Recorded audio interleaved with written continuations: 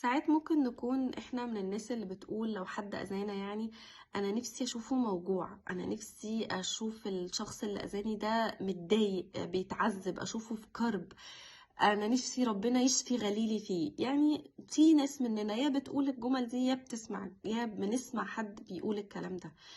فتعالوا كده نسمع آية في سورة فاطر، الآية رقم 43. شوفوا ربنا بيقول إيه على يعني الحاجة دي، او انا حطيتها في الحتة دي لان زي ما قلت انا باخد الايات من المنظور اللي ممكن يفيدنا في الحاجات الصحة النفسية. بسم الله الرحمن الرحيم. استكبارا في الارض ومكر السيء ولا يحيق المكر السيء الا باهله فهل ينظرون الا سنة الاولين فلن تجد لسنة الله تبديلا ولن تجد لسنة الله تحويلا. اول حاجة استكبارا في الارض، ناس متكبرة كده في الارض ومش بتطيع امر ربنا. فماشيين بقى بيعملوا ايه؟ ماشيين بيفسدوا وبيحيطوا بالمكر السيء لناس، يعني بيعملوا بيخدعوا ناس بقى، بيأذوا ناس، بينشروا الباطل، بيأذوا. احنا بناخد بقى حتة الأذية لو حد أذاني.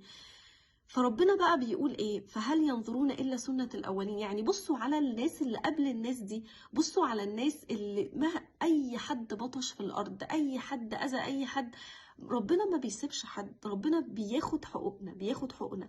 بس احنا ما نستعجلش، احنا نعرف ان ربنا هيجيب لنا حقنا، هناخد حقنا بقى سواء في الدنيا سواء في الآخرة، بس احنا حقنا هيجي.